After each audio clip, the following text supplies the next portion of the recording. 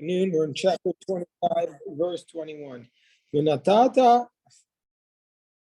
et kaporet al Aaron. You shall place the kaporet on the ark, milamawa, above it.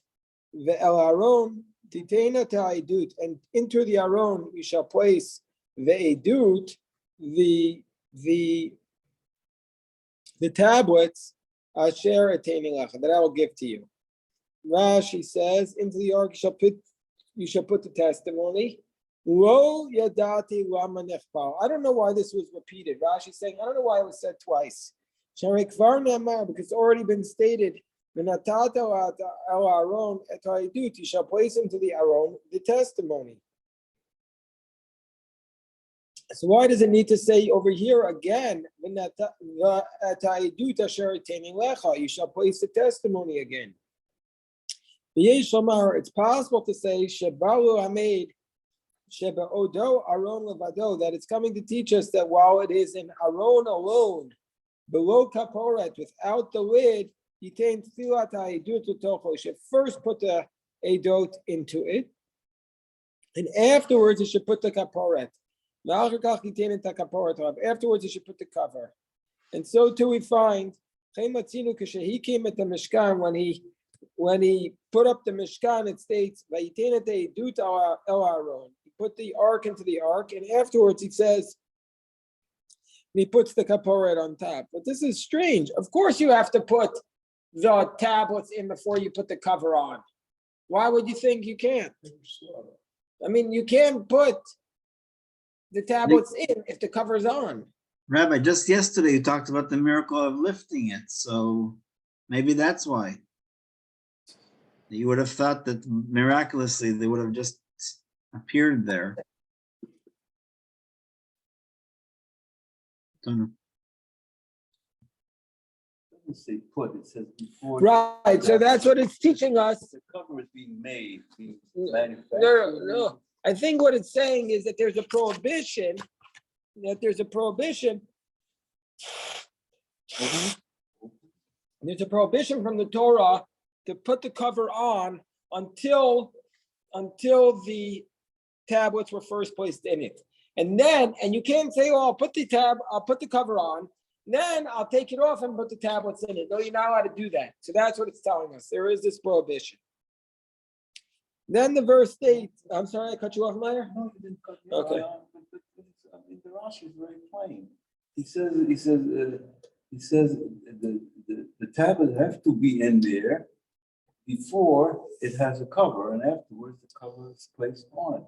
So in other words, you don't have to, in other words, it's being manufactured or made. It doesn't matter. You just put it in there. It has to be put in a safe place. And when the cover is ready, then you cover it. That's the secret. Yeah, what I was asking was, it's obviously the case. So why is he telling us that? So Rashi's saying that there's a prohibition to cover it. If the tablets were not in, you can't cover it first. Contractors, they don't have everything. Not everything is simultaneously produced. Exactly. You're making roofs, sides, poles. The cover is somewhere in the corner. Right. Taking its time. Right, that's a fair point. Anyway, the verse says, I'll make myself known to you there.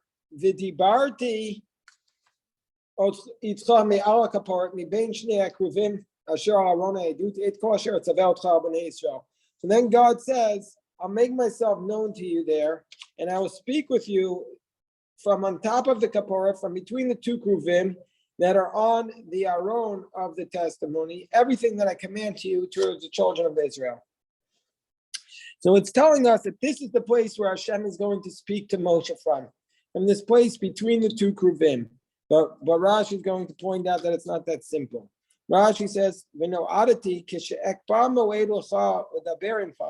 I make a time to speak with you, I'll fix that place for the audience. That I'll come there to speak with you. Meaning to say, this is the place. And I'll speak with you on top of the kaporet. But elsewhere it states, God spoke to him from the Oel Moed, saying, So elsewhere it says God spoke to him from the Ol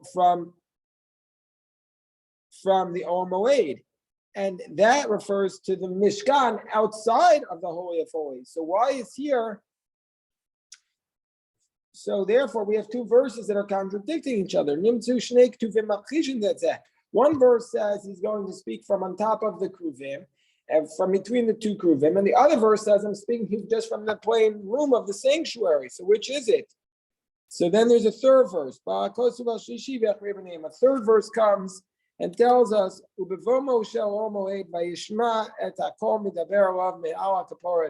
and then Moses would come to the tent, and he would hear the voices communicating with him from above the layer. So Moshe was coming into the tent. A voice, a sound would come down from the heavens between the cherubs. And there it would go out, and Moses would hear it in the Ol Moed. So God would speak from between there, but Moses wouldn't go there to hear it, because the only time Moshe never went into the Holy of Holies. Moshe, did he ever go into the Holy of Holies ever? No. No, he never went in. He never went into the Holy of Holies. Why? Shocking.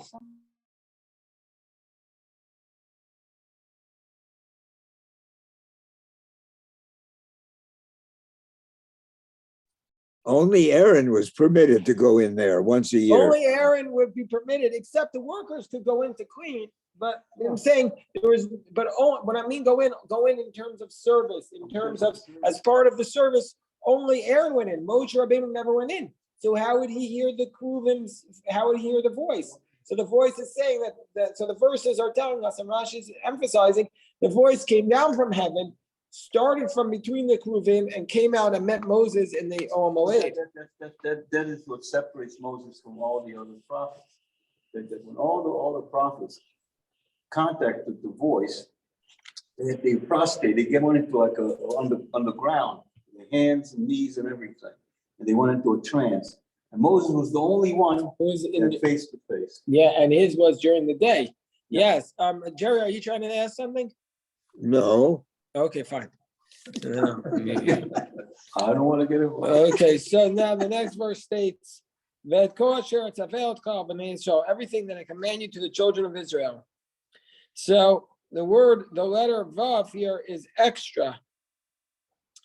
And Rashi says, this is an extra Vav which is not needed. But this is very strange because the verse does not have a Vav. It says, Et kol asher atzaveotcha b'nei Yisrael, and Rashi says, Ve'et kol asher atzaveotcha b'nei Yisrael. Rashi says that the Vav here is extra, but we don't have a Vav in our Torah. Do you follow what I'm saying? Rashi seems to have a different text. Hare Vav Yitero Tefillah. And Rashi says there's a lot of Vavs like this in the Torah that are not needed. Veit asher adaber, it gives examples. V'ko tifater, veit asher adaber m'chasham, kol asher atzaveotcha b'nei Yisrael. Well, this proves. So therefore, Rashi's text of the Torah is different from our own. This is one of the proofs for that Rashi's text of the Torah is different from our own. Jerry, you trying to say something?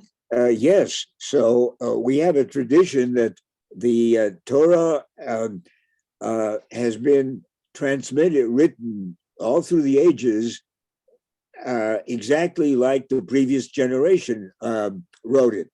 And here we have proof that ain't the case. Proof that that Rashi did not have the exact text that we have, but it doesn't prove that ours is wrong. It proves that some people had a text which was slightly different, a letter here or there. But it doesn't prove that our text is wrong. It proves that Rashi had a different text than ours, but ours is correct. We have Rambam established that Rambam himself says that there are many different texts, and Rambam said that the Aleppo Codex was the best text, but the Aleppo Codex does not also exactly match our text either. So there are some slight differences. What this means is that the humans the scribes, make errors, and we accept it, apparently. Even with Jerry, even today, the Sephardim, or like the Yemenite Torahs, have like 6 letters that are different.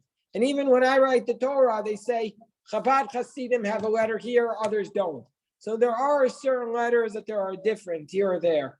So it shouldn't come as a surprise to you, because in the Mikrot Gedolot, there is a commentary. It's usually very, very, very, very, very small print called the Minchas Shai, which is in the back, and he writes down all the textual variations amongst the accepted traditions. So there is here or there, there's a minor one, but this itself, Rashi says, is an insignificant letter. That's an even bigger shock.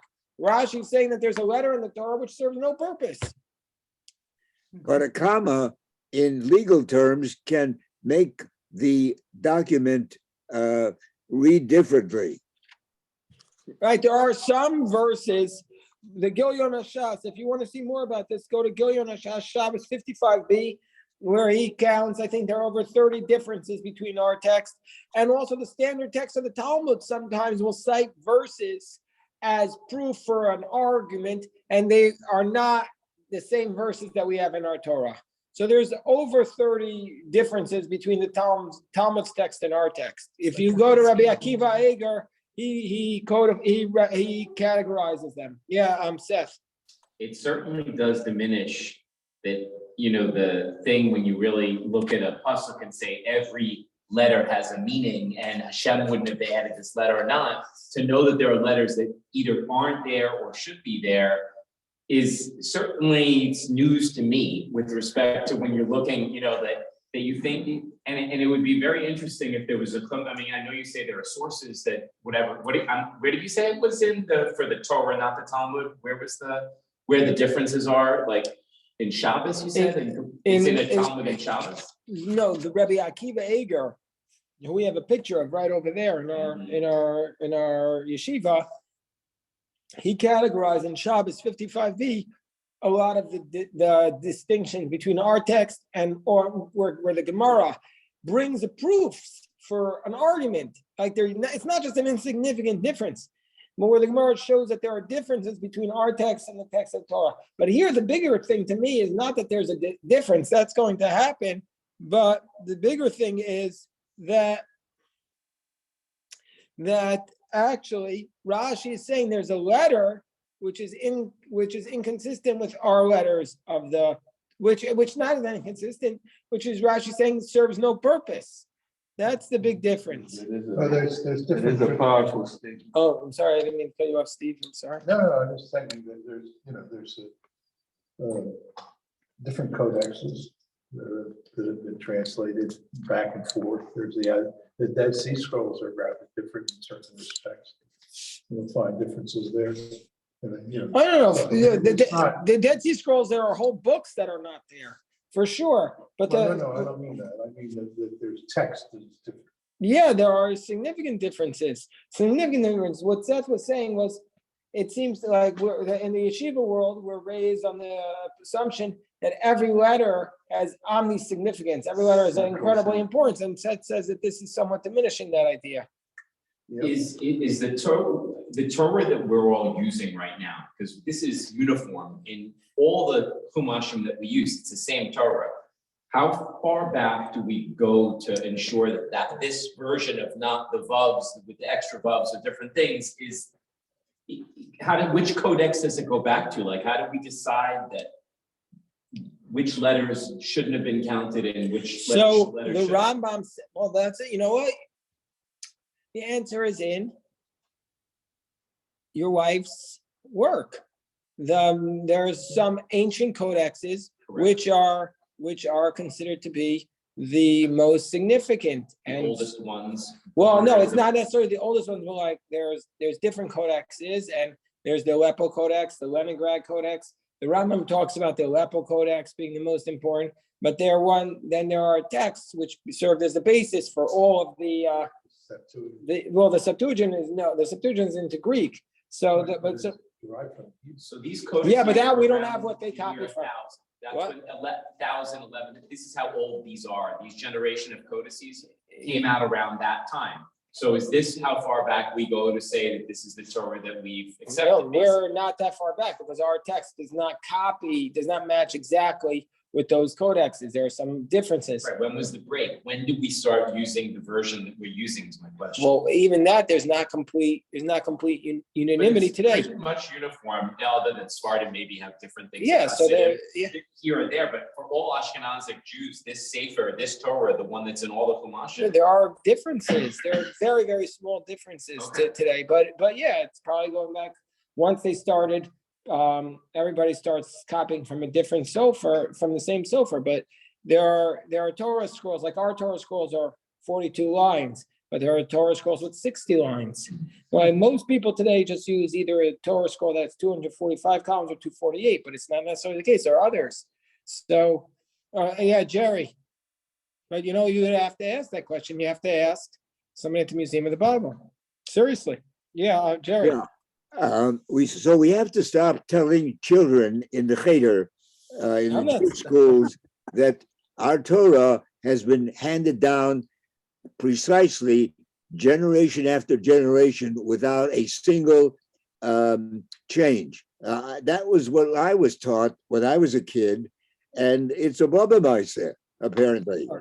I mean, this is, you're talking about a letter here or there. There are 304,805 letters. I can appreciate where he's coming from.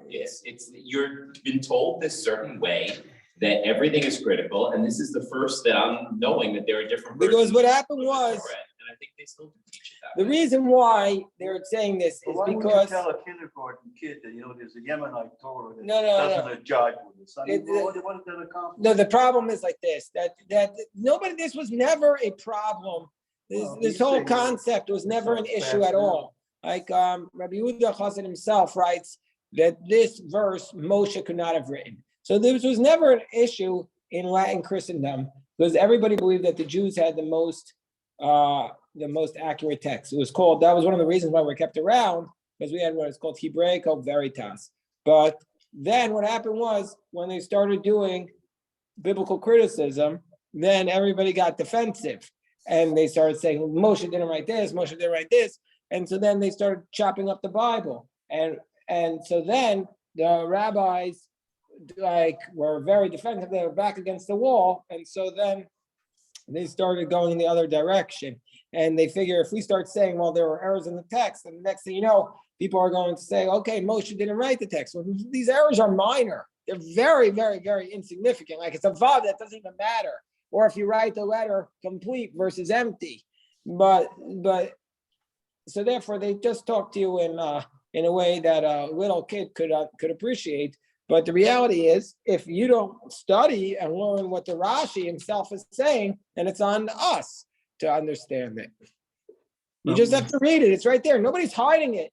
The version I'm using here is an art scroll, which is the classic, work of record for the From community. Says explicitly, Rashi had a vav where ours does not. So that's the art scroll. All it means is that at time when Rashi wrote it in his notes, and he looked at all the manuscripts that he had in his library, this did not appear there. And that's all he's He's in saying. the 14th. That's all he's saying. Rashi lived from 1040 to 1105. So he doesn't explain why the vav is problematic, that it just doesn't belong, but the Rashi doesn't actually He's tell in the us 11th what century. doesn't say anything else about this Right. vav other than it should have been there in his and not. Rashi's version has a vav. I'm saying, is there any, right, that's what he's saying the problem is, there should be. Exactly. No, he's not saying- Vav there at all, and his has. And he's saying, I don't understand why there's a vav there.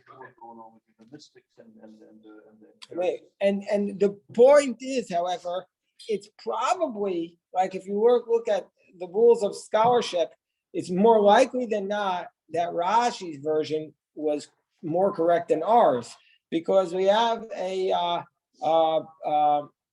principle when it comes to reading texts. When you have two conflicting texts, omnes paribus lectio difficilior melior est, which means all other things being equal, the more difficult reading is preferred. So Rashi's version, which had a vav, but the vav has no purpose there, is a better reading than the version that has no vav.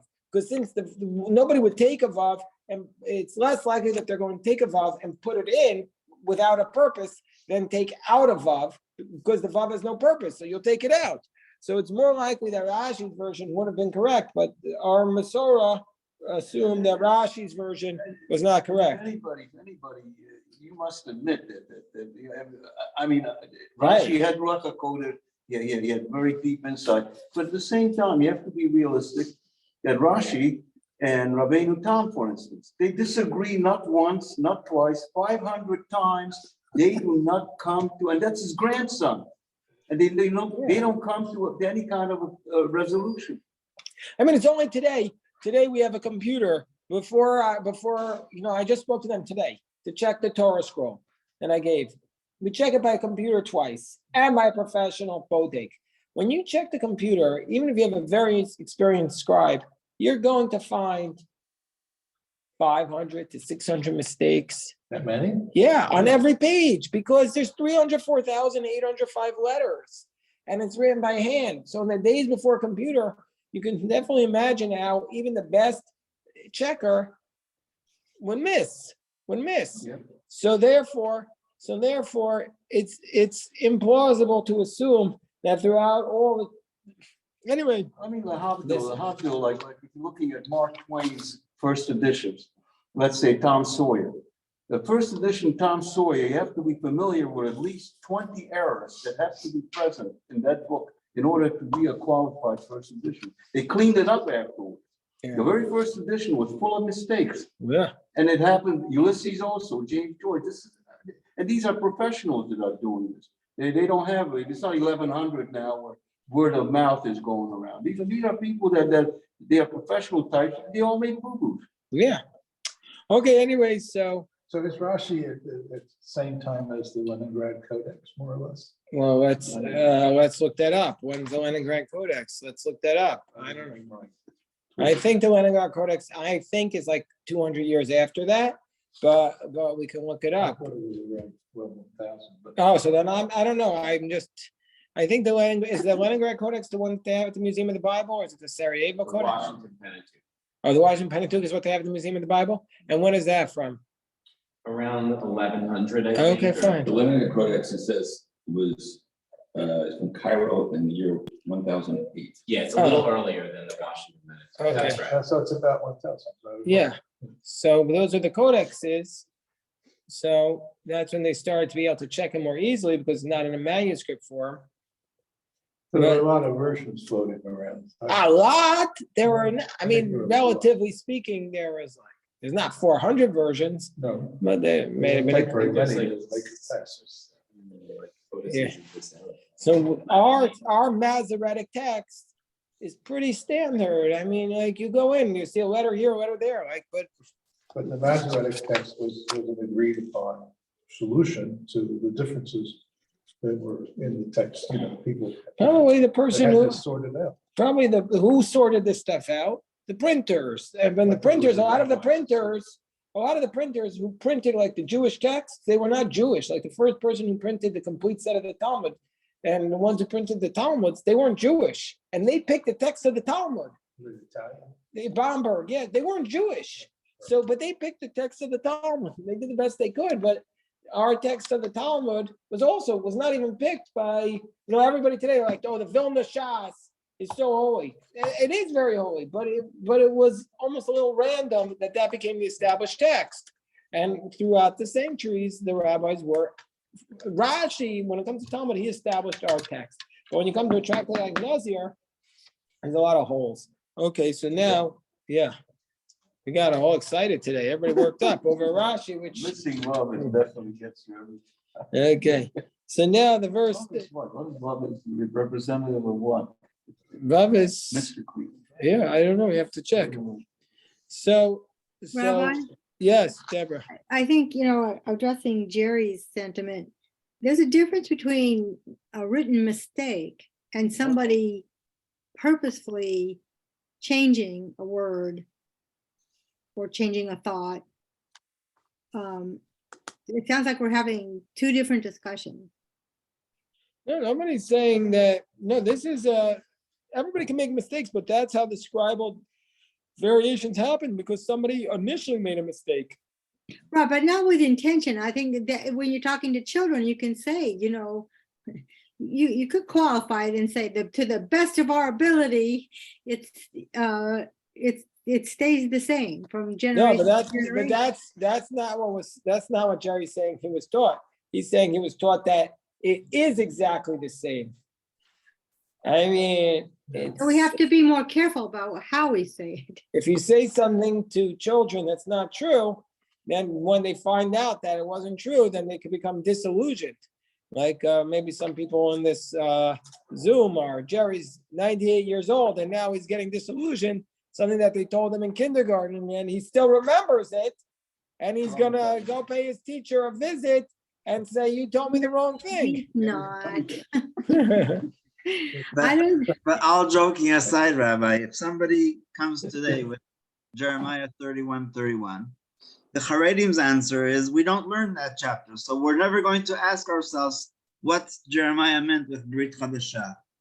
But there has to be an answer. Okay, we're gonna stop here at this point. We'll stop here and we'll pick this up, God willing. God willing, tomorrow. We did one Rashi today, but it was a doozy. Yeah, it was.